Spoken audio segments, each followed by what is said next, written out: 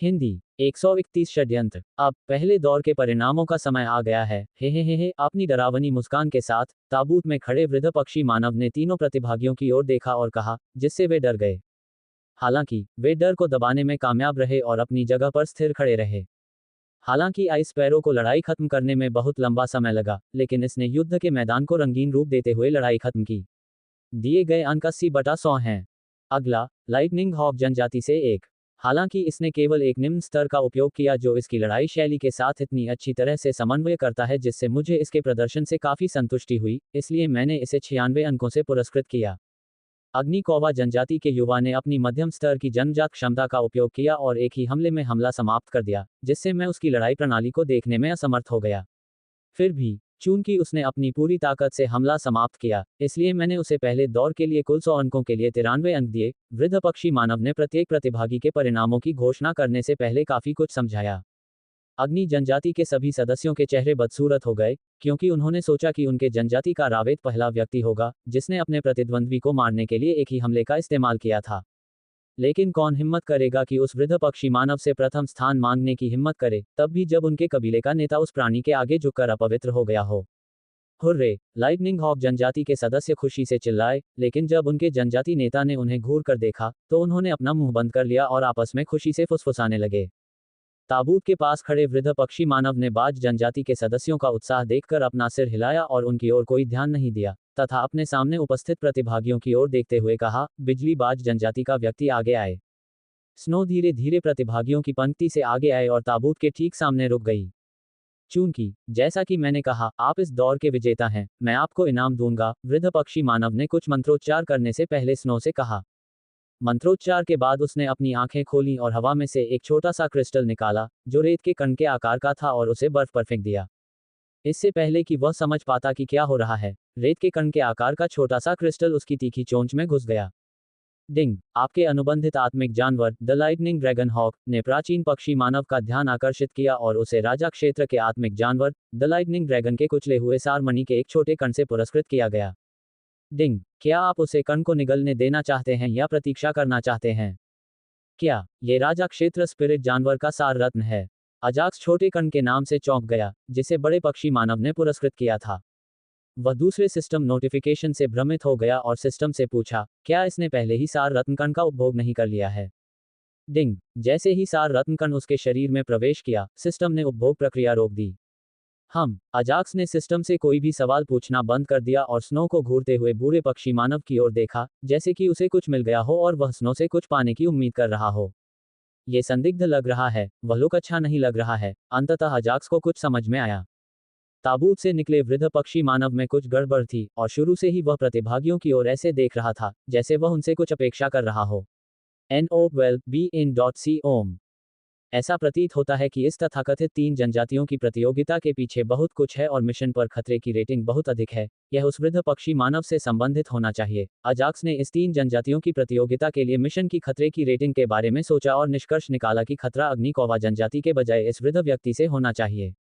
डिंग! क्या आप उसे कण को निगलने देना चाहते हैं या प्रतीक्षा करना चाहते हैं?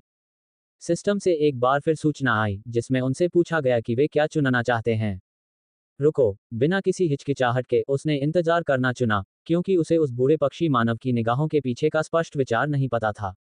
जब उन्होंने प्रतियोगिता के बारे में सोचा, तो उनके दिमाग में एक नया सवाल आया और उन्होंने बाज जनजाति के पिछले प्रतिभागी के रहस्यमय ढंग से गायब होने का विश्लेषण करना शुरू कर दिया। क्रेल, अन्य जनजातियों के पिछले प्रतिभागियों का क्या हुआ? अजाक्स ने धीरे से क्रेल से पूछा, जो उसके पीछे खड़ा था। आप अचानक ये क्यों पूछ रहे हैं, सर अजाक्स? अजाक्स के सवाल पर क्राइव हैरान रह गया, जो कहीं से भी आया हुआ लग रहा था।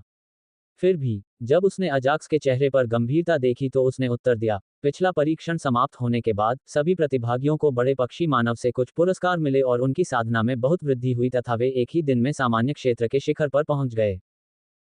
लेकिन क्या आपने यह नहीं कहा कि आपके प्रतिभागी की रहस्यमय तरीके से मृत्यु हो गई है? अजाक्स ने फुसफुसाते हुए सवाल पूछा जिसे केवल क्राइव ही सुन सकता था। वे भी वास्तव में गायब हो गए हैं, लेकिन बाद में जनजाति के नेताओं ने उन्हें मृत घोषित कर दिया।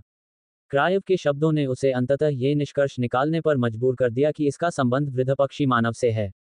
उन्होंने गायब हुए प्रतिभागियों को मृत क्यों मान लिया? अजाक्स ने क्राइव से पूछा। क्राइव ने बस अपना सिर हिलाया क्योंकि उसे नहीं पता था कि क्यों। अजाक्स ने भी क्राइव को कोई नया प्रश्न पूछकर परेशान नहीं किया और वृद्ध पक्षी मानव के हाव भाव को देखता रहा। वृद्ध पक्षी मानव जो उत्साहित भाव से बर्फ को देख रहा था, कुछ समय बाद हैरान रह गया क्योंकि उसने देखा कि बर्फ में कोई प्रतिक्रिया नहीं हो रही थी। क्या हुआ? ये बाज उसी सारमनी के प्रति कोई प्रतिक्रिया क्यों नहीं दिखा रहा है? वह हैरान था और धीरे से एक और छोटा क्रिस्टल निकाला जो पिछले वाले के समान आकार का था और उसे स्नो के शरीर में प्रवेश कराया। डिंग! क्या आप उसे कण को निगलने देना चाहते हैं या प्रतीक्षा करना चाहते हैं? जैसे ही सार रत्न कण उसके शरीर में प्रवेश किया, अजाक्स को एक सिस्टम नोटिफिकेशन मिला जिसमें पहले की तरह ही उसे उसके निर्णय के बारे में पूछा गया। अंतिम राउंड। रुको, पहले की तरह अजाक्स ने प्रतीक्षा करने का विकल्प चुना। बूढ़ा आदमी स्नो की ओर से कोई प्रतिक्रिया न मिलने पर हैरान रह गया। इस बाज के साथ क्या हो रहा है? रैंक 5 का जानवर भी अपनी ताकत में वृद्धि प्राप्त करेगा जब तक कि वह आत्मा जानवर राजा के सारमनी का एक टुकड़ा खा ले। लेकिन ऐसा क्यों है? आत्मा जानवर सारमनी के 2 कण खाने के बाद भी अपनी ताकत नहीं बढ़ा सकता। बूढ़े आदमी ने एक सेकंड के लिए बड़बड़ाया और आगे कहा, अगर इसे कोई वृद्धि नहीं मिलती है तो मैं इसे सारमनी का एक और अभ्यास करवाऊंगा। फिर यह सबसे बुरा आत्मा जानवर है जिसे मैंने कभी देखा है, बूढ़े पक्षी आदमी ने अपने दिमाग में सोचा। उसने दूसरी बार भी यही प्रक्रिया दोहराई।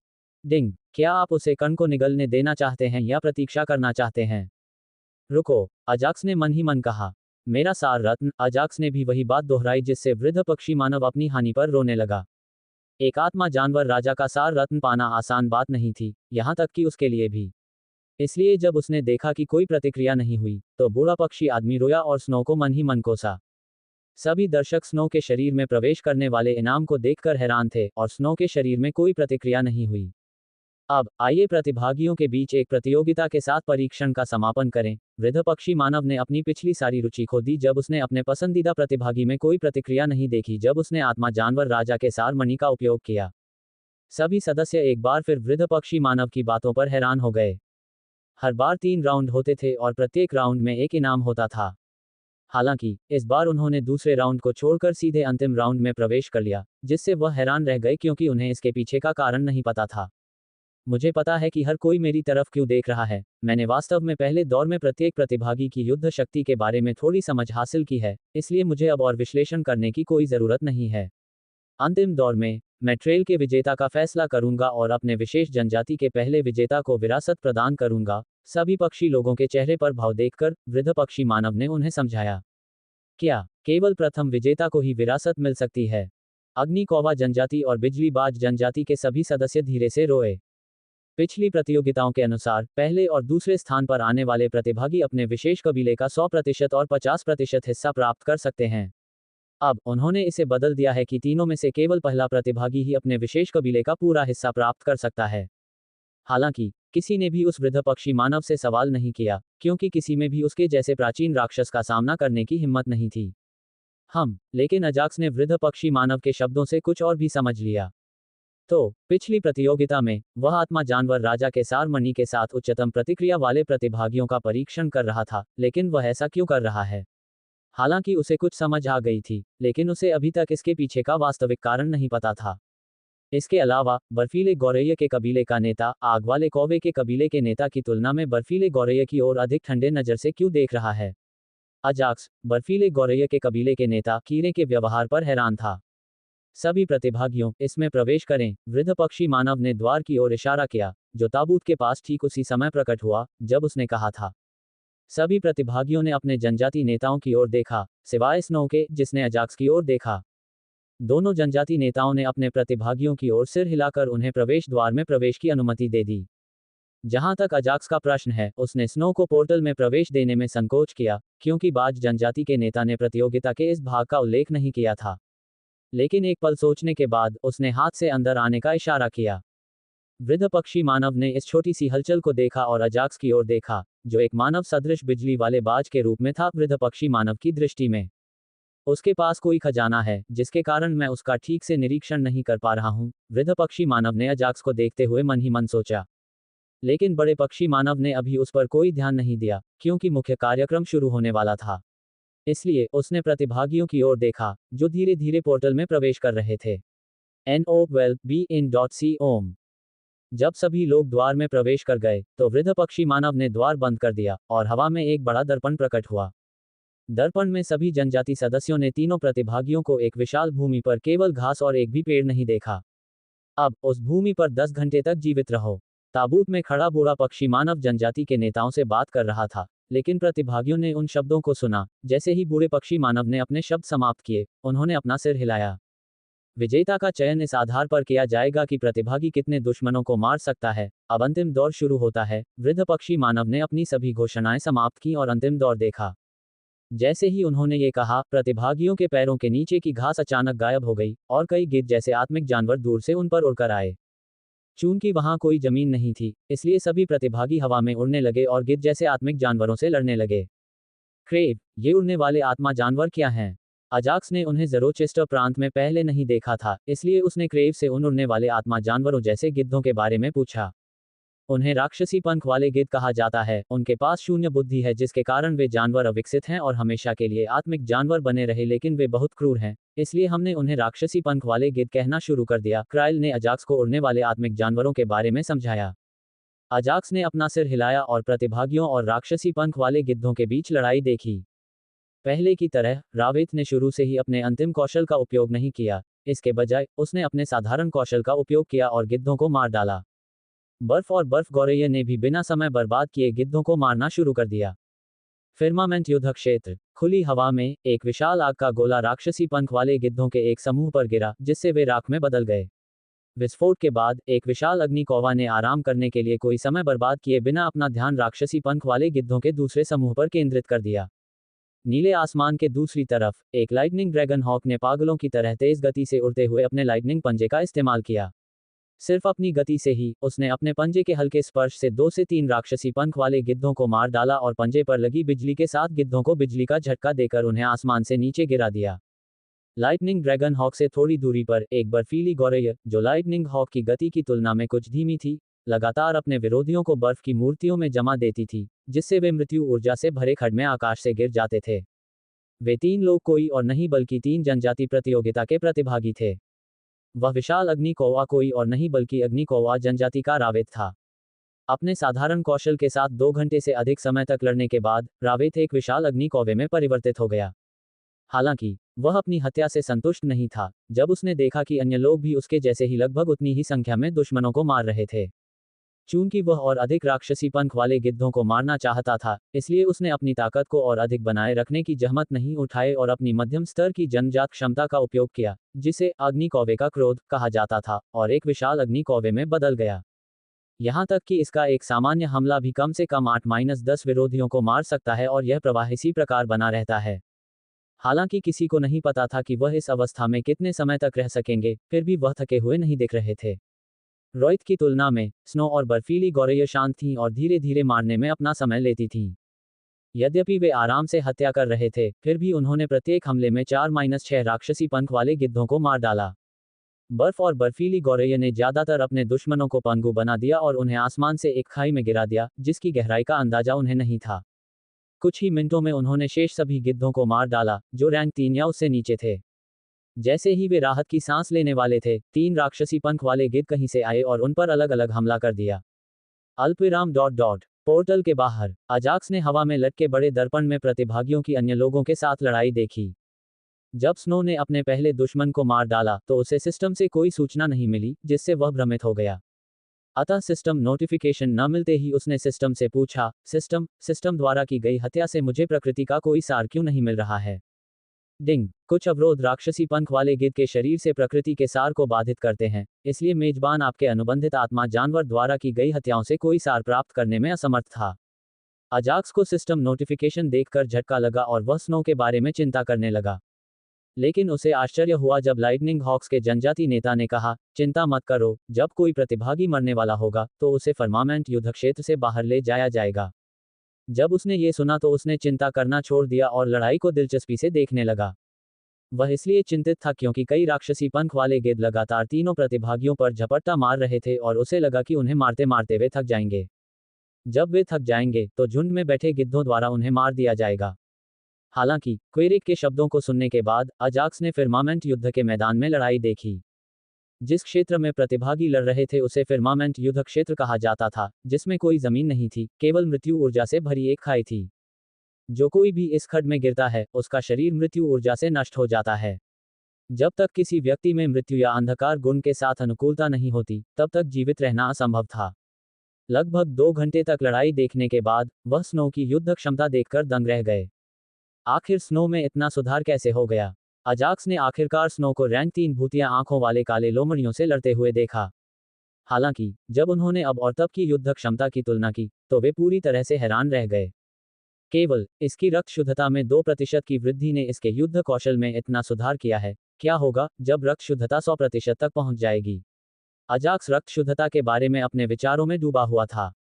जो भी हो, इसकी चिंता हम भविष्य में करेंगे। अपना सिर हिलाते हुए वह आकाश में बड़े दर्पण को देखता रहा। जैसे ही उसने देखा, आईने में जो दृश्य देखा, उसे देखकर वह चौंक गया। रैंक 4 का राक्षसी पंख वाला गिद्ध, जो रैंक 2 और रैंक 3 के गिद्ध से थोड़ा बड़ा था और अधिक राक्षसी दिख रहा था, बिजली की तरह चला और पाताल लोक के बर्फीले गौरैया को टुकड़ों में फाड़ दिया। बर्फ की चिड़िया, जो टुकड़ों में बिखर चुकी थी, प्रकाश के छोटे छोटे कणों में बदल गई और उस वृद्ध पक्षी मानव के सामने प्रकट हुई, जो अभी भी अपने ताबूत में खड़ा था। क्या जनजाति के नेताओं सहित सभी दर्शक राक्षसी पंख वाले गिद्ध की गति से आश्चर्यचकित थे, जिसने बर्फ गौरैया को मार डाला था? यह कोई सामान्य रैंक 4 राक्षसी पंख वाला गिद्ध नहीं है, यह एक उत्परिवर्तित गिद्ध है। उनकी प्रतिक्रिया देखकर वृद्ध पक्षी मानव ने अपनी डरावनी आवाज में सभी दर्शकों को समझाया। जब सबने उसकी बातें सुनी तो उन्हें समझ में आ गया कि क्यों रैंक 4 राक्षसी पंख वाले गिद्ध की गति रैंक 5 आत्मिक जानवर जितनी है। क्या प्रतिभागियों के लिए उस चीज को मारना मुश्किल नहीं है? तीनों जनजातियों के सभी दर्शक आपस में फुसफुसाए, लेकिन किसी ने भी वृद्ध पक्षी मानव से सवाल करने की हिम्मत नहीं की। इस कारण सभी लोग हैरान थे, क्योंकि फाइनल राउंड में इस तरह की कठिनाई पहली बार देखी थी। यद्यपि इसकी ताकत रैंक 4 है, लेकिन म्यूटेंट हमेशा विशेष रैंक के बीच राजा थे। ये तो रावेत के लिए भी असंभव है, अग्नि जनजाति के नेता क्रिको ने खुद से कहा, लेकिन वह निराश नहीं हुआ, बल्कि उत्परिवर्तित राक्षसी पंख वाले गिद्ध के प्रकट होने पर प्रसन्न हुआ।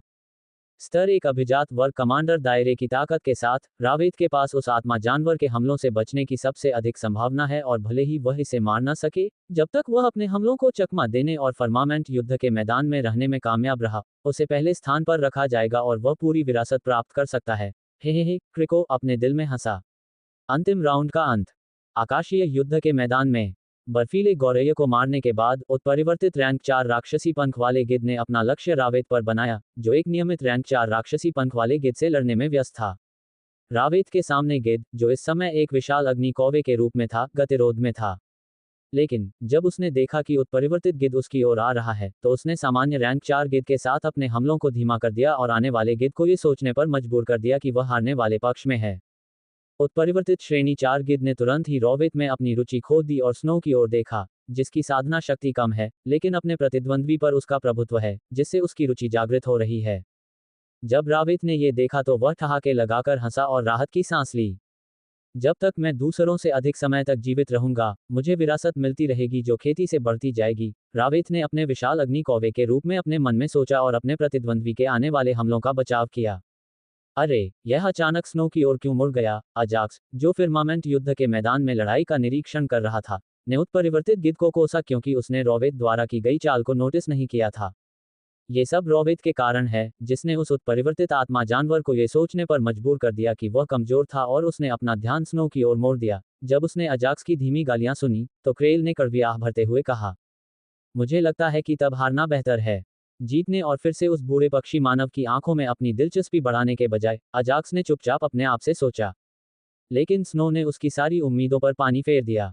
जैसे ही उत्परिवर्तित रैंक 4 आत्मा जानवर उसके पास आया, स्नो ने अपना अंतिम कौशल थंडरस्टॉर्म सक्रिय कर दिया।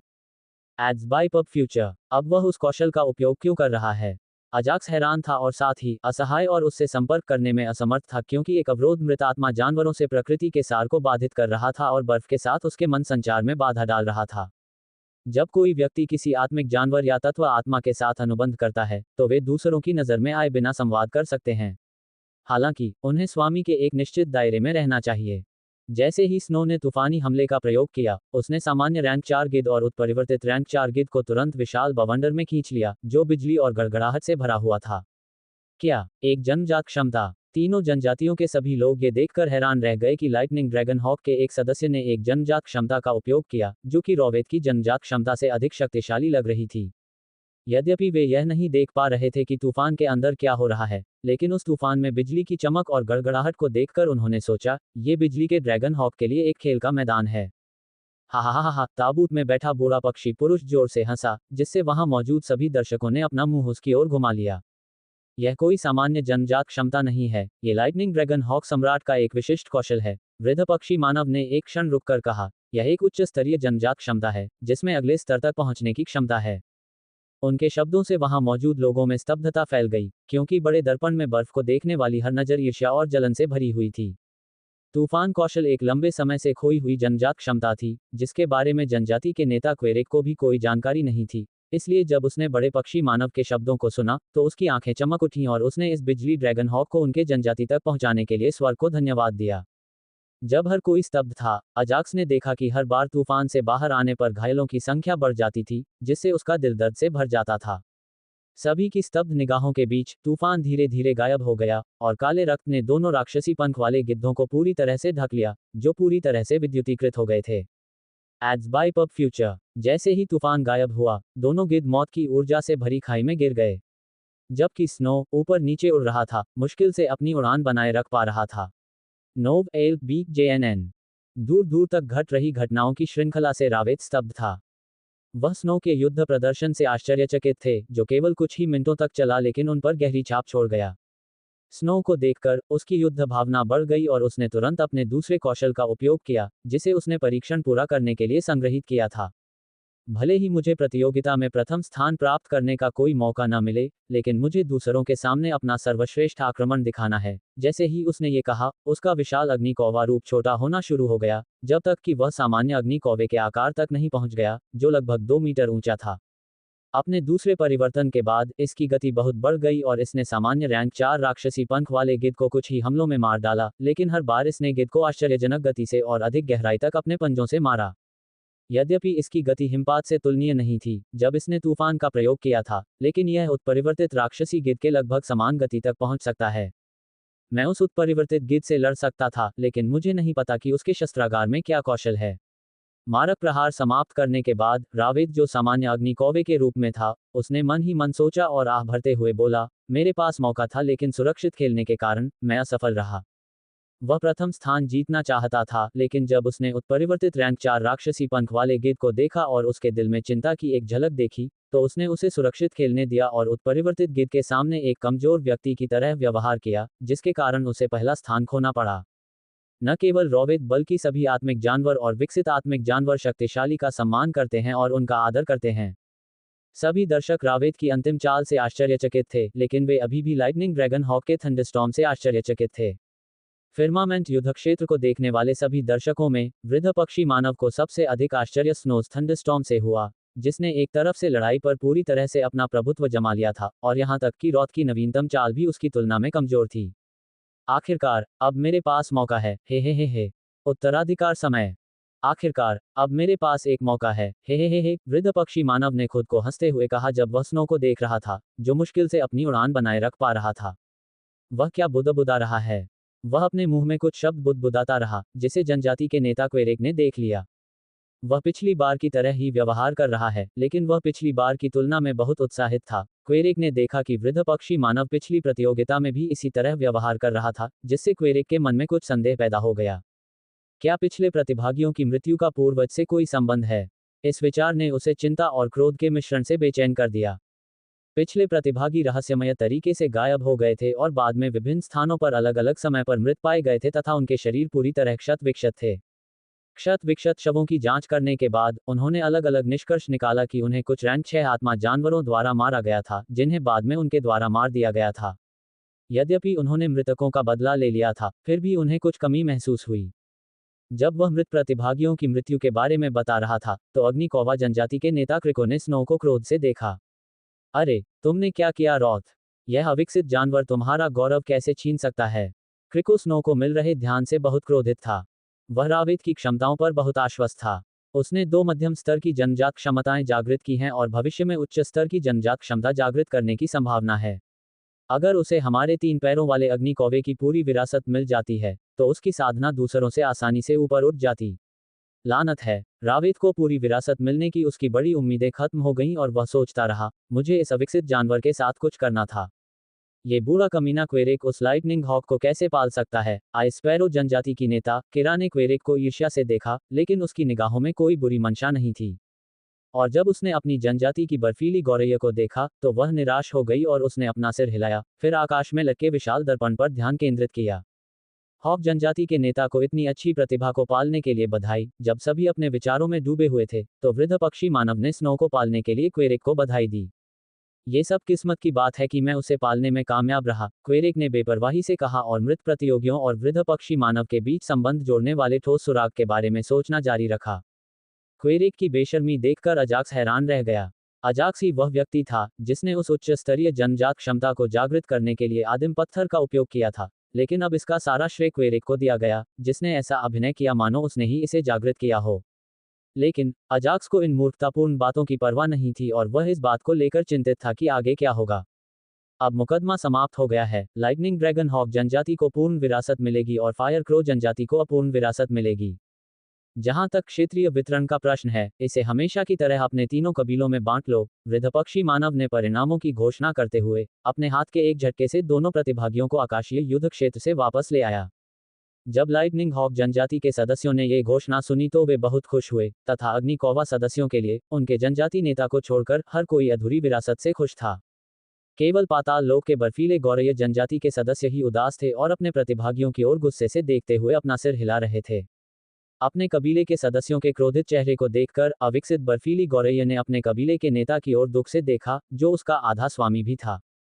केरा ने उसकी ओर देखने की जहमत नहीं उठाई, जिससे अविकसित बर्फ गौरैया और भी अधिक उदास हो गई। अचानक उसे लगा कि वह खो गई है और वह धीरे धीरे दुख के साथ प्राचीन खंडहरों से दूर चली गई। कोई भी उसे सांत्वना देने के लिए आगे नहीं आया और उसके साथ परेशान होना बंद कर दिया तथा उस वृद्ध पक्षी मानव की ओर देखा जो कुछ बोलने वाला था।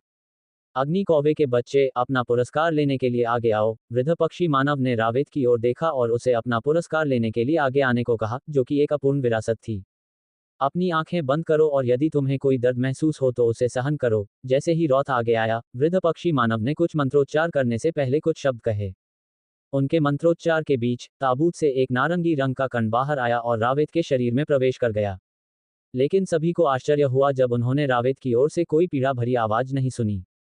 अब लाइटनिंग ड्रैगन हॉक, तुम्हारी बारी है। अपनी अधूरी विरासत लेने के बाद रावेत अपने कबीले के सदस्यों के पास लौटा, जिन्होंने उत्साहित स्वर में उसे बधाई दी। अग्नि कौवा जनजाति के नेता ने हल्की सी मुस्कान दी और स्नो की ओर देखा, जो वृद्ध पक्षी मानव से पूरी विरासत प्राप्त करने वाली थी।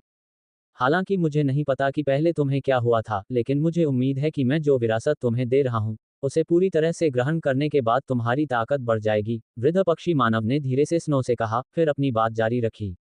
मैं तुम्हें लाइटिंग ड्रैगन हॉक सम्राट की पूरी विरासत दे रहा हूं, जिसने मुझसे कहा था कि मैं इस दुनिया से जाने से पहले इसे अपने कबीले के सबसे उपयुक्त उम्मीदवार को दे दूं। जैसा कि उन्होंने बताया, एक सफेद और बैंगनी रंग का ऊर्जा गोला ताबूत से निकलकर स्नो के शरीर में प्रवेश कर गया। रॉथ के विपरीत, स्नो, जो स्पष्ट रूप से थका हुआ था, बेहोश हो गया, जिससे अजाक्स को झटका लगा, जो दूसरों पर ध्यान दिए बिना बेहोश स्नो के पास भागा।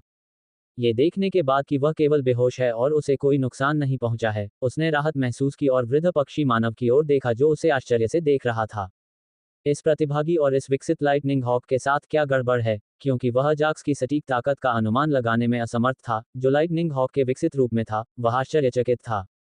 ये सिर्फ अचेतन है, आप इसे अपने कबीले में वापस ले जा सकते हैं और इसे धीरे धीरे विरासत को अवशोषित करने दे सकते हैं, वृद्ध पक्षी मानव ने डरावनी आवाज में कहा, जिसके शब्द सुनते ही अजाक्स के रोंगटे खड़े हो गए। धन्यवाद विरासत के लिए पूर्वज। अब हम विदा लेते हैं। क्वेरेक जल्दी से आगे आया ताकि अजाक्स को यह पता न चल जाए कि अजाक्स एक मानव था और उन्हें लेकर वह अपने जनजाति के सदस्यों के साथ प्राचीन खंडहरों से बाहर चला गया।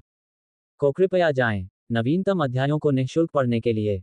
खतरनाक मिशन 2। इसी प्रकार अन्य 2 जनजातियां भी प्राचीन खंडहरों को छोड़कर अपनी अपनी जनजातियों में वापस चली गईं। जहां तक क्षेत्रीय वितरण का सवाल है, उन्होंने इस पर चर्चा के लिए दूसरे दिन का समय तय कर दिया। आखिरकार मैं इस शापित जेल से निकल सकता हूँ। हा हा हा हा। जब सभी लोग प्राचीन खंडहरों से चले गए, तो वृद्ध पक्षी मानव जोर से हंसा।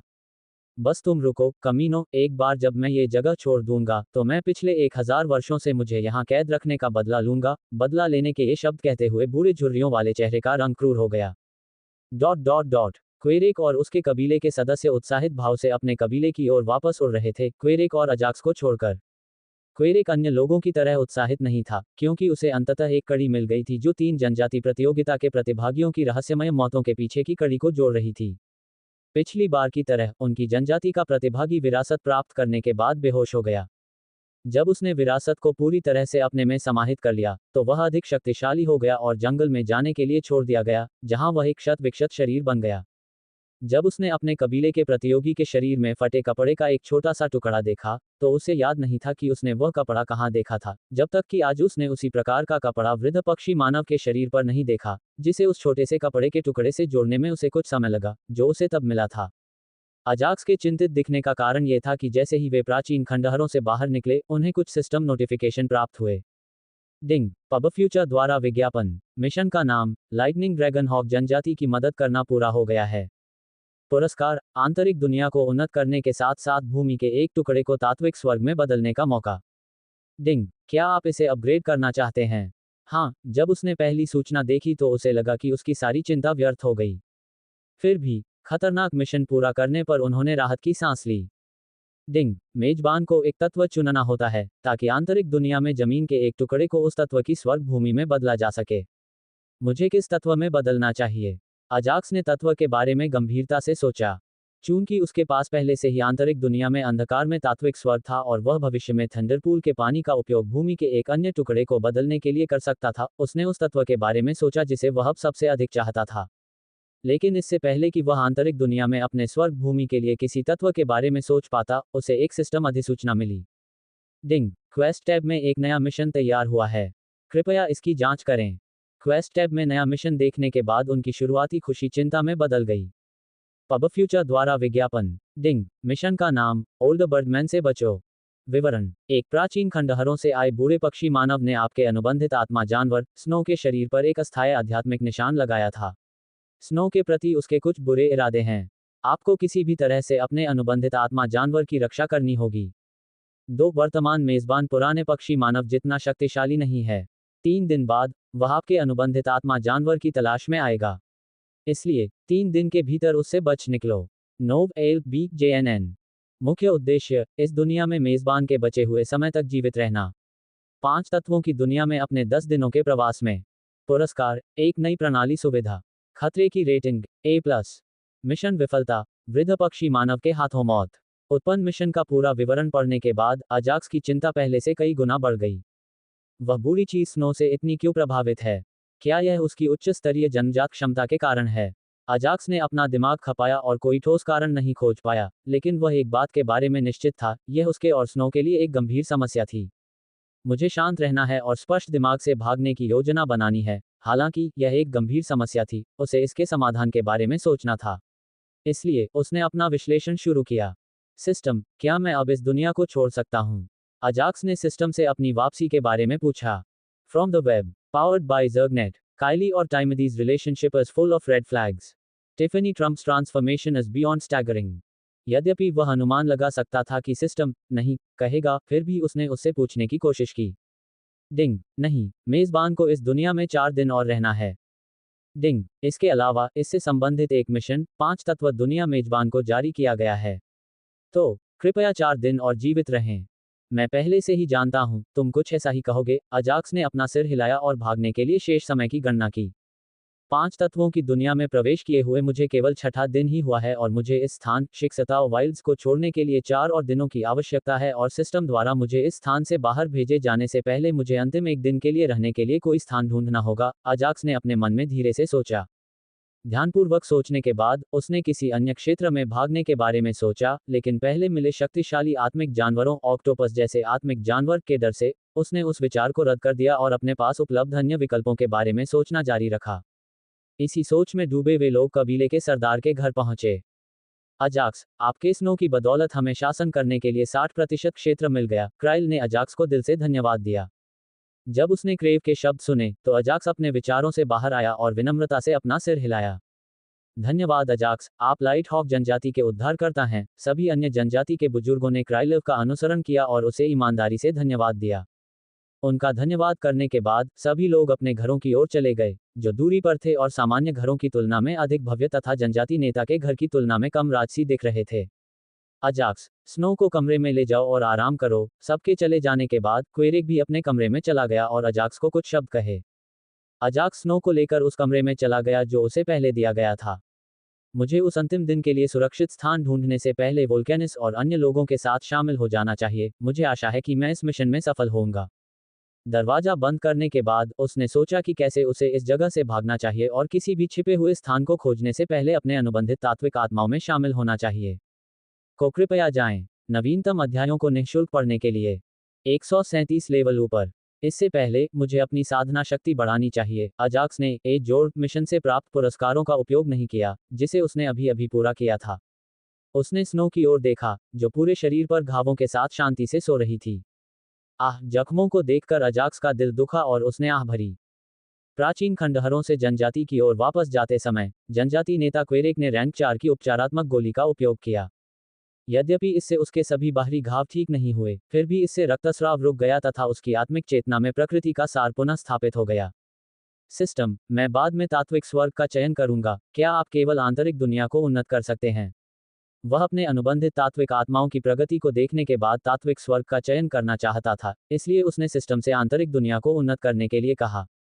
डिंग, सिस्टम सुविधा इन अ वर्ल्ड का अभी उन्नयन हो रहा है। होस्ट इन अ वर्ल्ड तक नहीं पहुंच पाएगा और उसे उन्नयन पूरा होने तक प्रतीक्षा करनी होगी। अपग्रेड करने में शेष समय 3 दिन। 3 दिन, जरूर। अजाक्स को नहीं लगा कि उन्नयन के लिए 3 दिन का समय बहुत ज्यादा है, क्योंकि आंतरिक दुनिया पहले से ही अद्भुत थी, और उन्नयन के बाद ये कितनी अद्भुत होगी। उसके दिमाग में यही विचार था। अब सिस्टम, पिछले मिशन के लिए निकासी रेटिंग क्या है? अजाक्स ने उत्साहपूर्वक सिस्टम से पिछले मिशन के बारे में पूछा, जिसकी खतरे की रेटिंग ए जोड़ है। डिंग, मिशन क्लियरेंस रेटिंग 1 है। अजाक्स को उम्मीद थी कि उसे एक से अधिक सिस्टम नोटिफिकेशन मिलेंगे, लेकिन वह एक ही सिस्टम नोटिफिकेशन से हैरान रह गया, जिसमें सिर्फ इतना लिखा था कि उसकी क्लियरेंस रेटिंग 1 है। बस इतना ही, रेटिंग में कोई वृद्धि नहीं। उनके पिछले मिशन की निकासी रेटिंग प्रत्येक सिस्टम अधिसूचना के साथ बढ़ गई थी जब तक कि यह तक नहीं पहुंच गई, लेकिन अब सिस्टम ने उन्हें केवल एक अधिसूचना दी। फिर भी एक क्लियरेंस रेटिंग बी से बेहतर है ना? अजाक्स ने खुद को सांत्वना दी और सिस्टम से पूछना जारी रखा, सिस्टम अब मेरा स्तर बढ़ाओ। डिंग, मेजबान ने ए की निकासी रेटिंग के साथ ए जोड़ खतरा रेटिंग मिशन पूरा किया और 2 छोटे क्षेत्रों को पार करने का मौका अर्जित किया। डिंग, मेजबान के साधना क्षेत्र को 2 छोटे क्षेत्रों तक बढ़ाते हुए कृपया प्रक्रिया के दौरान दर्द सहन करें। क्या 2 छोटे असली? इससे पहले कि वह अपनी बात पूरी कर पाता, अजाक्स को लगा कि कुछ विदेशी ऊर्जा उसके शरीर में प्रवेश कर गई है। जैसे ही रहस्यमयी ऊर्जा उसके शरीर में प्रविष्ट हुई, उसे हल्का दर्द महसूस हुआ जो लगातार बढ़ता गया।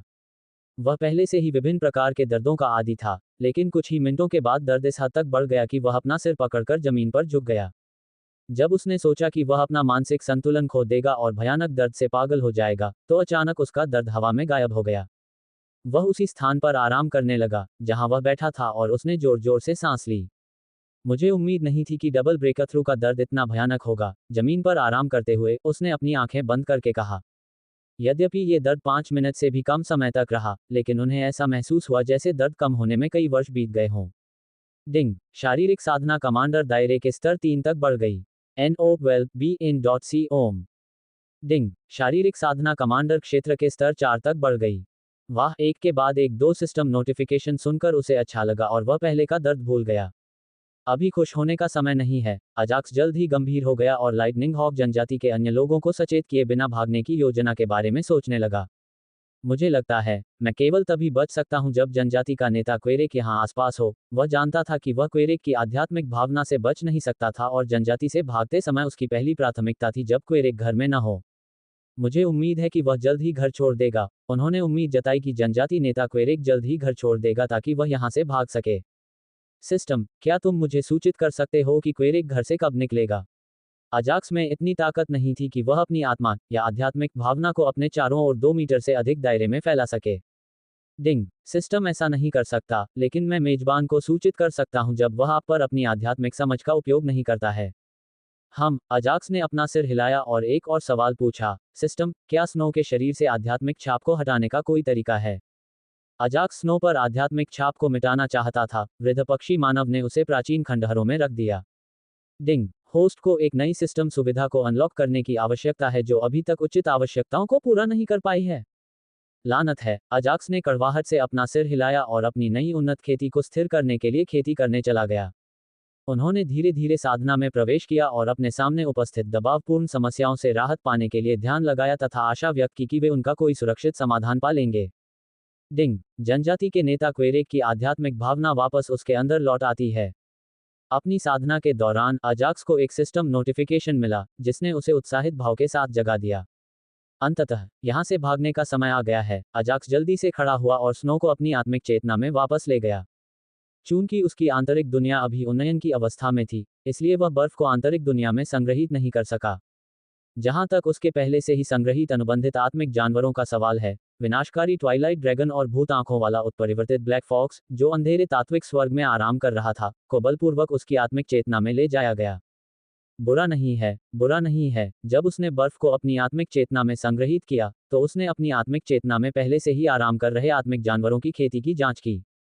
ट्वाइलाइट ने सफलतापूर्वक रैंक 3 को पार कर लिया, जबकि घोस्ट शीर्ष रैंक 3 से रैंक 4 तक पहुंच गया, और उनकी साधना बढ़ रही है। मुझे आश्चर्य है कि जब वे जागते हैं तो वे किस स्तर तक पहुंचते हैं। अजाक्स अपने हाथ में सबसे मजबूत आत्मिक जानवर चाहता था, इसलिए वह अपने सभी अनुबंधित आत्मिक जानवरों से प्रसन्न था जो तीव्र गति से सुधार कर रहे थे। ट्वाइलाइट उस विनाशकारी गोधूली ड्रैगन का नाम था जिसे उसने उस शिशु ड्रैगन को दिया था जो अब छोटा नहीं रहा था, बल्कि काफी बड़ा हो गया था और उसका आकार एक बछड़े के बराबर था। जहां तक उत्परिवर्तित भूतिया आंखों वाली काली लोमड़ी का सवाल है, उन्होंने इसका नाम घोस्ट रखा, जो इसकी भूतिया आंखों के नाम पर रखा गया था। उन्हें अजाक्स द्वारा खेती करने के लिए डार्क एलिमेंटल पैराडाइज में रखा गया था। सारी चीजें व्यवस्थित करने के बाद वह चुपचाप अपने कमरे से बाहर निकला और घर से बाहर की ओर चल दिया। जैसे ही वह घर से बाहर जाने के लिए दरवाजा खोलने वाला था, अजाक्स को लगा कि उसके पीछे कोई खड़ा है और उसने पीछे मुड़कर देखने के लिए अपनी हरकतें रोक दी। को कृपया जाएं। नवीनतम अध्यायों को निःशुल्क पढ़ने के लिए छोड़ना। पीछे मुड़कर उसने जनजाति के नेता क्वेरेक को देखा जो उसकी ओर देखकर मुस्कुरा रहा था, जिससे अजाक्स का पूरा शरीर कांप उठा। तुम कहां जा रहे हो अजाक्स? क्वेरेक ने अजाक्स से उसकी आंखों में सीधे देखते हुए पूछा।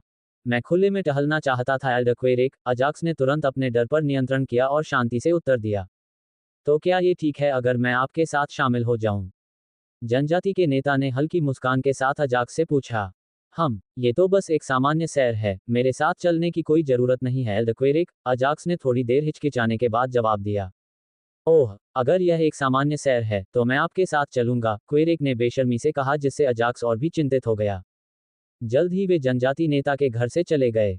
चांदनी रात में एक युवक और एक वृद्ध व्यक्ति, जो बहुत कमजोर दिख रहे थे, टहलते हुए एक ऐसी जगह पर पहुंचे जहां कोई भी घर नहीं था।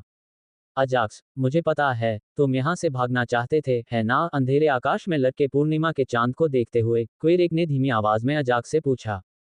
क्वेरेक की बातें सुनकर वह चौंक गया और सतर्क हो गया। बिना समय बर्बाद किए उसने धीरे से लाइटनिंग ड्रैगन हॉक सम्राट का छोटा पंख निकाला जो उसे भागने में मदद कर सकता था और साथ ही ये क्वेरेक के हमले को रोक सकता था। उस स्वर्गीय श्रेणी की कलाकृति को बाहर निकालने की कोई आवश्यकता नहीं है। हालांकि उसने उस कलाकृति को धीरे धीरे लिया, लेकिन उसकी धीमी गति को क्वेरेक ने नोटिस कर लिया था। मैं जानता हूं कि आपको उस वृद्ध पक्षी मानव के बारे में कुछ संदेह है, जिसे हम पूर्वज कहते थे, लेकिन मेरे भी कुछ संदेह थे, जो आज सुबह प्राचीन खंडहरों को देखकर दूर हो गए। क्वेरेक ने धीरे धीरे सभी पिछली घटनाओं और वृद्ध पक्षी मानव के बारे में अपनी समझ को अजाक्स को समझाया, जिससे उसे अपनी वर्तमान स्थिति का एहसास हुआ। तो इस वर्ष के परीक्षण में भाग लेने वाले सभी प्रतिभागी पिछली बार की तरह ही मरेंगे। अजाक्स को तब झटका लगा जब उसने पिछले प्रतिभागियों की मृत्यु के बारे में क्वेरेक के शब्द सुने। लेकिन वह ऐसा क्यों कर रहा है? क्या वह तुम्हारा पूर्वज नहीं है? अजाक्स ने क्वेरेक से वृद्ध पक्षी मानव के बारे में कुछ प्रश्न पूछे। जहां तक आपके दूसरे प्रश्न का प्रश्न है, वह हमारे पूर्वज नहीं थे, वह हमारे लाइटनिंग ड्रैगन हॉक सम्राट के कैदी थे, जिन्होंने उन्हें अन्य क्षेत्रों से आने वाली अन्य जातियों के हमलों से हमारी रक्षा करने के लिए मजबूर किया था। क्वेरेक ने एक क्षण रुककर अपनी बात जारी रखी। जहां तक आपके पहले प्रश्न का प्रश्न है, तो मैं भी उसे ढूंढ पाने में असमर्थ रहा। उसके शब्दों से अजाक्स के दिमाग में फिर से हलचल मच गई। मुझे लगा कि उसने स्नो पर अपनी आत्मा की छाप लगाई थी, और जब मैंने बाद में अन्य प्रतिभागियों से पूछा तो पाया कि उन पर भी उसकी आत्मा की छाप लगी थी, और मेरे जनजाति के प्रतिभागी के शरीर में जो कपड़ा मिला वह उस वृद्ध पक्षी मानव का है। इसलिए मैं अनुमान लगा रहा हूं कि वह इस वर्ष के प्रतिभागियों के साथ भी ऐसा ही करेंगे।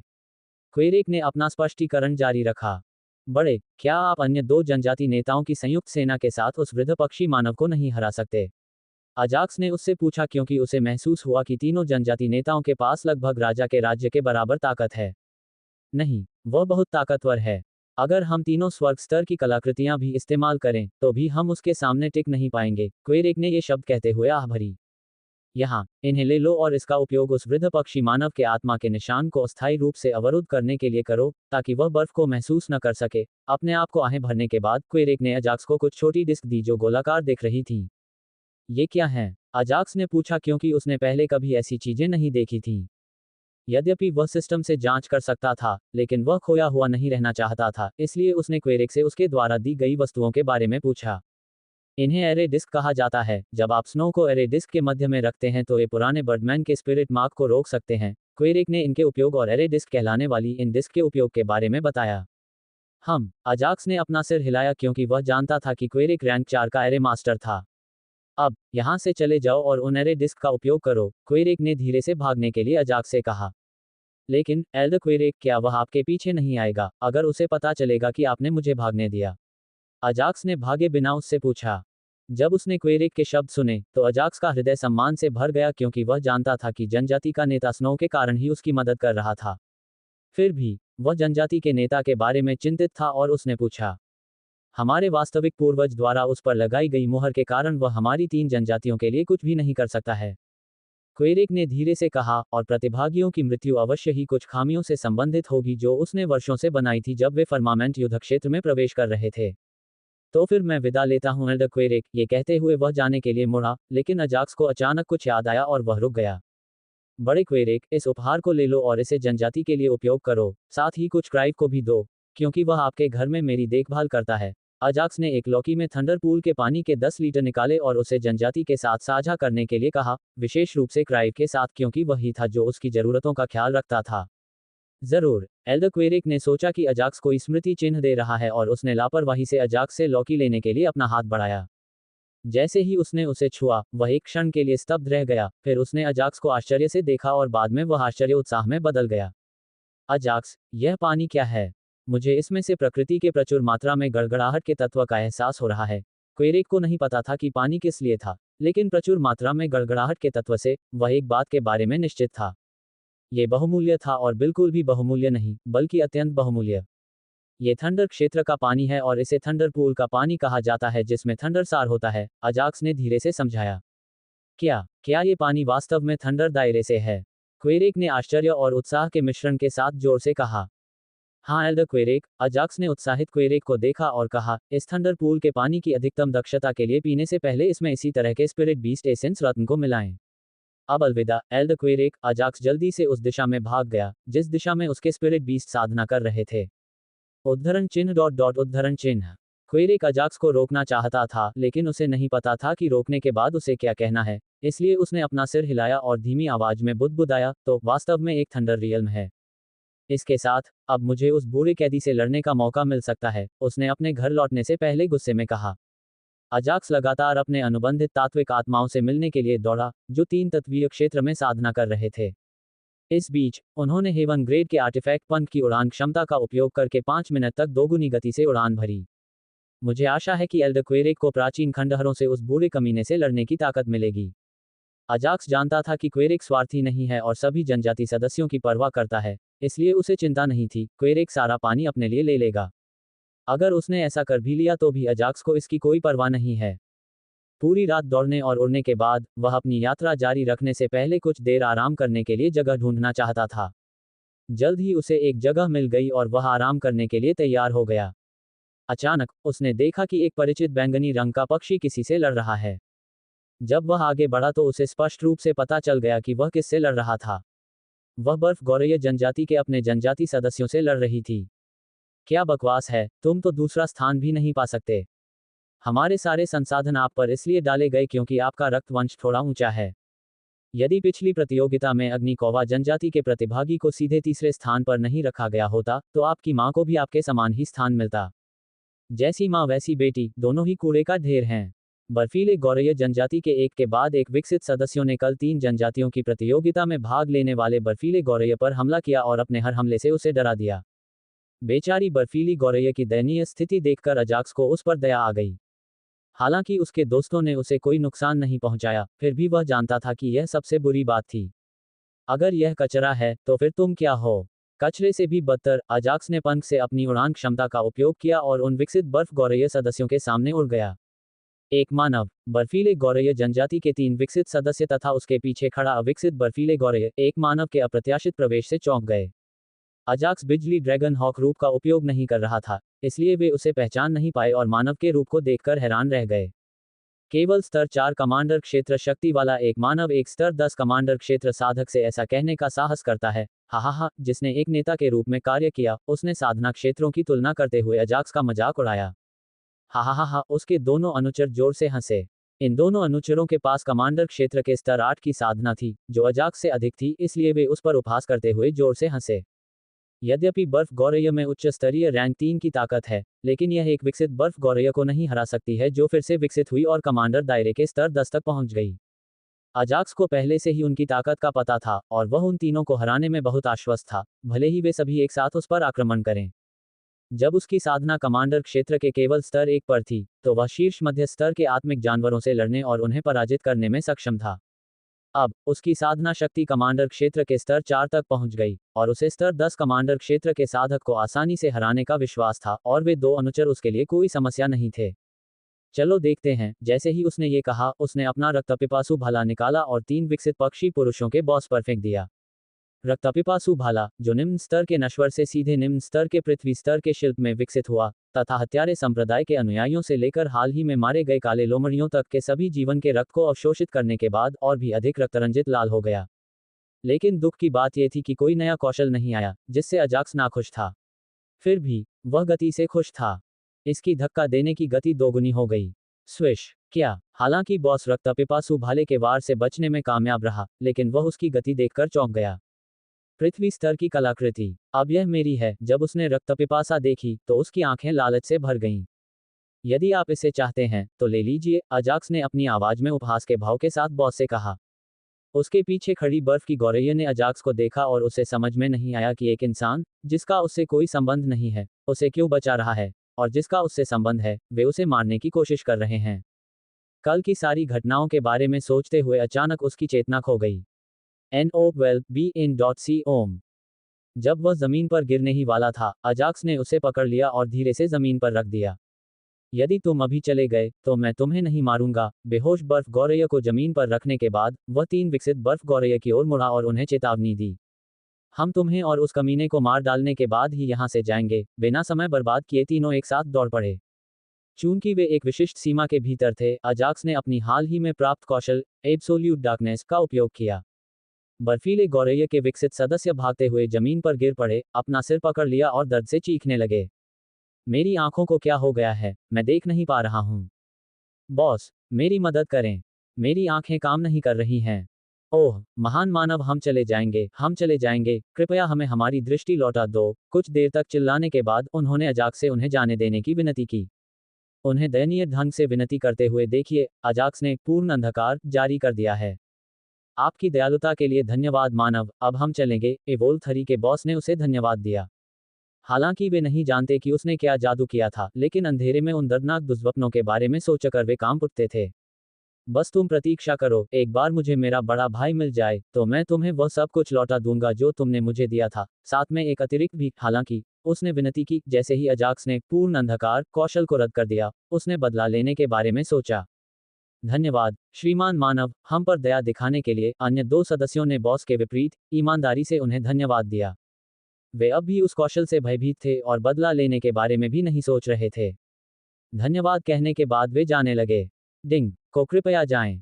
नया मिशन। डिंग खोज टैब में एक नया सिस्टम मिशन उत्पन्न होता है। जैसे ही उसने नए मिशन के लिए क्वेस्ट टैब की जांच की, उसके दिमाग में एक सिस्टम नोटिफिकेशन गूंज उठा। डिंग मिशन का नाम, चालाक पक्षी मानव आइस स्पैरो को मार डालो। विवरण, जब कोई चालाक व्यक्ति विनती करे तो उसे मत छोड़ो, क्योंकि वह भविष्य में कुछ परेशानी खड़ी कर सकता है। आइस स्पैरो जनजाति की छोटी इकाई का बॉस कुछ योजना बना रहा है। इससे पहले कि वह आप पर हमला करे, आप उन पर हमला कर दें। प्रगति 0/1। इनाम, लॉटरी में एक निःशुल्क प्रयास। खतरे की रेटिंग C। क्या यह मूर्ख पक्षी मानव मुझे मारने की योजना बना रहा है? अजाक्स ने आइस्पैरो जनजाति की छोटी इकाई के प्रमुख की सोच पर अपना सिर हिलाया।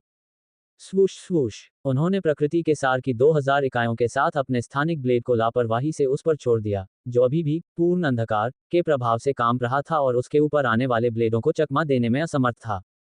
स्थानिक ब्लेडों ने गायब होने से पहले उसके शरीर में छेद कर दिए। धड़। बॉस का शरीर धड़ाम की आवाज के साथ जमीन पर गिर पड़ा। डिंग। मेजबान ने एक स्तर 10 कमांडर क्षेत्र कल्टीवेटर को मार डाला। प्रकृति के सार की 1000 इकाइयां प्राप्त हुईं। अजाक्स ने बॉस को मारने के बाद आने वाली सूचनाओं की परवाह नहीं की। अन्य 2 अनुचर जो परम अंधकार से भय से कांप रहे थे और भी अधिक डर गए तथा पीछे देखे बिना ही भाग गए। उसने भागते हुए गुर्गों को देखकर बस अपना सिर हिलाया और विश्वास किया कि वे कभी भी उससे दोबारा नहीं मिलेंगे। डिंग। मिशन का नाम, चालाक पक्षी मानव आइस्पैरो को मारना पूरा हो गया है। इनाम, लॉटरी में एक निःशुल्क प्रयास इसमें जोड़ा जाता है। NO12BIN.com। उसने बेहोश बर्फीली गौरैया की जांच की, जो थकी हुई लग रही थी। उसने उसके मुंह में कुछ उपचार की गोलियां डालीं, जो उसे जनजाति के नेता क्वेरेक से मिली थीं। रैंक 4 उपचार गोली का सेवन करने के बाद उसके घाव स्थिर हो गए और जमीन पर आराम करना जारी रखा। अजाक्स ने भी आराम करने से पहले एक जगह की तलाश की। देखते ही देखते 2 घंटे बीत गए और वह अपनी आत्मिक चेतना में एक छोटी सी हलचल के साथ जाग उठा। अपनी आंखें बंद करके उसने अपनी आत्मिक चेतना की जांच की और स्नो को देखकर खुश हुआ, जो अपनी बेहोशी से जाग उठी थी। बिना किसी देरी के उसने अपनी आत्मिक चेतना से स्नो को बुलाया। जैसे ही वह बाहर आया, अजाक्स ने उसे गले लगा लिया और खुश हुआ कि आखिरकार वह जाग गया। यद्यपि कल रैंक 4 की उपचारात्मक गोलियां खाने के बाद उसकी चिंता कम हो गई थी, फिर भी उसके दिल में कुछ चिंता थी जो अंततः बरामद बर्फ को देखने के बाद कम हो गई। बदले में, स्नो ने अजाक्स को गले लगाने के लिए अपने दोनों पंखों का इस्तेमाल किया। डिंग। मेजबान के अनुबंधित आत्मिक पशु में रहस्यमयी ऊर्जा थी। डिंग। क्या आप चाहते हैं कि सिस्टम इसे मूल विरासत से हटा दे? क्या विरासत में एक रहस्यमय ऊर्जा? अजाक्स चौंक गया और एक पल के लिए सोचा, मुझे लगता है कि एल्डक्वेरिक ने जिस खामी के बारे में बात की थी वह ये रहस्यमय ऊर्जा है। उसे लाइटनिंग हॉक जनजाति के नेता के शब्द याद आ गए कि वृद्ध पक्षी मानव किसी भी जनजाति के सदस्यों को नुकसान नहीं पहुंचा सकता था, लेकिन वह इन 3 जनजातियों के प्रतिभागियों को मारने में सक्षम था। सिस्टम, सो रही बर्फ गौरैया में रहस्यमय ऊर्जा की जांच करें। अपने विचारों को स्पष्ट करने के लिए, उन्होंने सिस्टम से बर्फ गौरैया की जांच करने के लिए कहा जो शांति से सो रही थी। डिंग। उसी रहस्यमय ऊर्जा का एक छोटा सा हिस्सा बर्फ गौरैया के शरीर में मौजूद है। बस यही है। अजाक्स उत्साहित था और उसने सिस्टम से कहा, उस पक्षी मानव की रहस्यमयी ऊर्जा को स्नो और बर्फीली गौरैया के शरीर से हटा दो। उन्होंने तुरंत सिस्टम को आदेश दिया कि वह उस रहस्यमयी ऊर्जा को हटा दे, जिसे वह स्नो और बर्फीली गौरैया के शरीर से हानिकारक मानते थे। डिंग। लाइटनिंग ड्रैगन हॉक और नेदरवर्ल्ड आइस स्पैरो के शरीर से रहस्यमयी अंधेरी ऊर्जा को हटाना। डिंग। प्रणाली ने पता लगाया कि रहस्यमय ऊर्जा का उपयोग डार्क एलिमेंटल प्राणियों द्वारा किया जा सकता है और डार्क एलिमेंटल स्वर्ग में प्रकृति के डार्क एलिमेंटल सार को भी बढ़ाया जा सकता है। डिंग। आंतरिक दुनिया वर्तमान में उन्नयन की प्रक्रिया में है, जो मेजबान को सुझाव देती है कि वह प्रकृति के अंधेरे सार की एकाग्रता को बढ़ाने के लिए डार्क एलिमेंटल पैराडाइज पर इसका उपयोग करने से पहले उन्नयन समाप्त होने तक प्रतीक्षा करें। सचमुच। अजाक्स ये सुनकर उत्साहित था कि अंधेरे तत्वीय आत्मा जानवर रहस्यमय ऊर्जा का उपयोग कर सकते हैं। इसके अलावा, वह इस ऊर्जा को अंधेरे तात्विक स्वर्ग के साथ संयोजित कर सकता था, जिससे प्रकृति के अंधेरे सार की एकाग्रता में सुधार हो सके। मुझे लगता है कि दूसरे विकल्प को चुनना सबसे अच्छा है, क्योंकि इसका उपयोग सभी डार्क एलिमेंटल प्राणियों द्वारा किया जा सकता है। अजाक्स ने बिना ज्यादा सोचे समझे इसे डार्क एलिमेंटल पैराडाइज लैंड के साथ संयोजित करने का विकल्प चुना। उसके विचारों के बीच, सो रही बर्फ की गौरैया धीरे से उठी और अपने आसपास देखने लगी और फिर अजाक्स की ओर देखा जो बर्फ की गोद में था। वह बिजली ड्रैगन बाज की उपस्थिति पर उलझन में था। इसके अलावा, उसे ये भी समझ में नहीं आया कि लाइटनिंग हॉक जनजाति का कोई सदस्य किसी मनुष्य के इतने करीब क्यों होगा। यद्यपि उसके मन में बहुत सी शंकाएं थीं, फिर भी उसने अपना सिर हिलाया और उनकी ओर चला गया। जब वह अजाक्स के सामने आया, तो उसने सिर झुकाया, मानो वह अपने कबीले के सदस्यों के हाथों से मिली मदद के लिए उसे धन्यवाद दे रहा हो। डिंग। क्वेस्ट टैब में एक नया मिशन तैयार किया गया है। कृपया अधिक जानकारी के लिए जांच करें। मुझे मत बताओ, इसने एक नियंत्रण मिशन उत्पन्न किया है। जब एक सिस्टम अधिसूचना ने उन्हें नए मिशन के उत्पन्न होने के बारे में सूचित किया, तो उन्होंने अनुमान लगाया, वर्तमान स्थिति के संबंध में। हर बार जब उसे कोई नया मिशन मिलता था, तो वह ज्यादातर उसकी वर्तमान स्थिति पर निर्भर करता था, इसलिए उसने मान लिया कि नया मिशन बर्फीले गौरैया को वश में करने से संबंधित होगा। लेकिन जब उन्होंने क्वेस्ट टैब में उस नए मिशन को देखा, तो वे चौंक गए, क्योंकि यह बर्फ के गौरैया को वश में करने से संबंधित नहीं था जैसा कि उन्होंने उम्मीद की थी। यह एक ऐसा मिशन था जिसकी खतरे की रेटिंग ए थी। डिंग, मिशन का नाम, बर्फ गौरैया बचाओ। विवरण, बूढ़ा पक्षी मानव किसी अज्ञात कारण से 3 जनजातियों की प्रतियोगिता में भाग लेने वाले 3 प्रतिभागियों को मार देता है। इसलिए बर्फीली गौरैया को उससे बचाएं। पुरस्कार, एक उच्च श्रेणी का आदिम पत्थर। खतरे की रेटिंग ए को कृपया जाएं। 3 तत्व क्षेत्र में वापसी। अजाक्स मिशन के विवरण को सुनकर अचंभित रह गया, जिसमें उसे बर्फीले गौरैया को उस वृद्ध पक्षी मानव से बचाना था, जिससे वह बचकर भाग रहा था। तो फिर चलो, अजाक्स ने इसे देखा और पूछा, क्या तुम मेरे पीछे आओगे? नोव एल बी जेएनएन। जैसे कि वह समझ नहीं पा रहा था कि अजाक्स क्या पूछ रहा है, उसने एक क्षण तक उसे गौर से देखा और फिर अपना सिर हिला दिया। अजाक्स को उम्मीद नहीं थी कि अंतिम चरण रैंक 3 के एक स्पिरिट बीस्ट को वश में करना इतना आसान होगा। हालांकि वह परिणाम से खुश थे और उन्होंने सिस्टम से इसकी जानकारी ली। डिंग, नाम, नेदरवर्ल्ड आइस स्पैरो। विशेषता, बर्फ अंधेरा दोहरा प्रकार। साधना, अंतिम चरण रैंक 3। रक्तवंश, बर्फ गौरैया सम्राट 40% शुद्धता। कौशल, एक निचला पंजा सक्रिय। जब इसका उपयोग किया जाता है तो गौरैया के पंजे प्रकृति के काले तात्विक सार से ढक जाते हैं। 2 बर्फीले पंख वाला शॉट सक्रिय, एक शक्तिशाली हमला लेकिन अपनी आत्मा चेतना से प्रकृति के बहुत सारे सार को भस्म कर देता है। नोट, अतः इस कौशल का प्रयोग प्रतियोगिता में नहीं किया गया। 3 फ्रॉस्ट, स्वाभाविक क्षमता, नेदरवर्ल्ड आइस स्पैरो जनजाति की एक निम्न स्तरीय जन्मजात क्षमता। दुश्मन की ताकत के आधार पर प्रतिद्वंद्वी को कुछ समय के लिए फ्रीज कर देती है। जब उन्होंने होलोग्राफिक स्क्रीन पर दी गई जानकारी को देखा तो उन्हें समझ में आया कि इसे नियंत्रित करना इतना आसान क्यों था। मुझे लगता है कि डार्क एलिमेंटलिस्ट की विशेषता के कारण ही आइस स्पैरो मेरे पीछे आने के लिए सहमत हुई। उसने एक बार फिर विशेषता की जांच की। डिंग, विशेषता, डार्क एलिमेंटलिस्ट निष्क्रिय। उपयोग, जब अंधेरे प्रकार के प्राणी मेजबान के चारों ओर 10 मीटर की परिधि में होते हैं तो उनकी साधना की गति 50% बढ़ जाती है।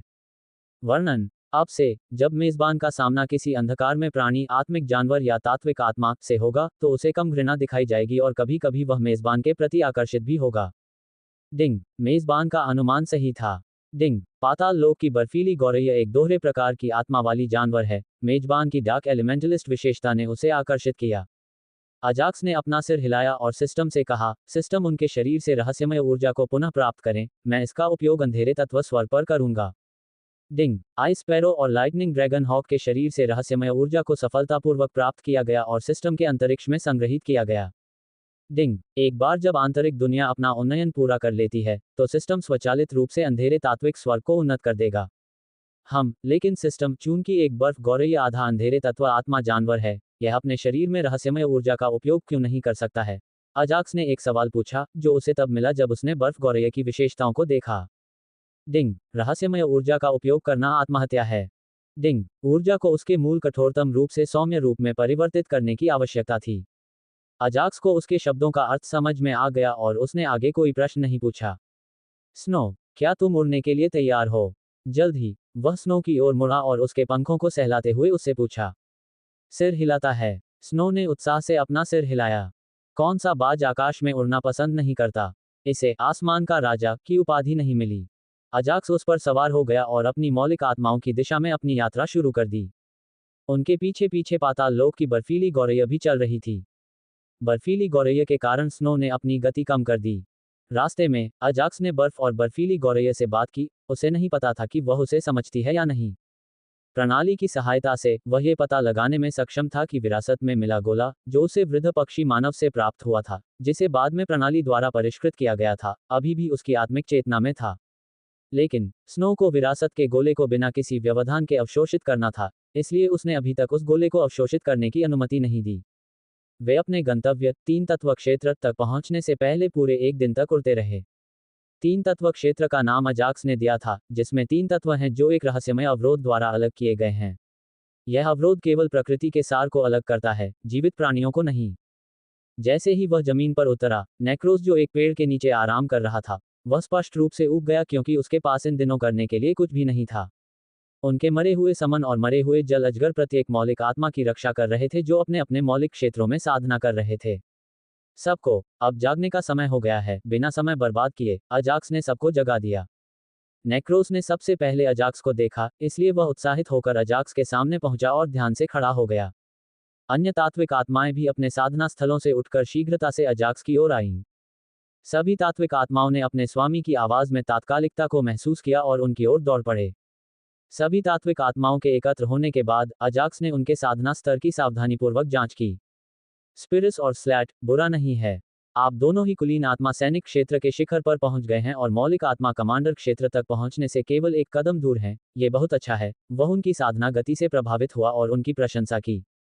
इसके बाद उन्होंने वोल्केनिस की जांच की, जो कभी उनकी सबसे मजबूत मौलिक आत्मा थी, लेकिन हाल ही में नेक्रो से आगे निकल गई।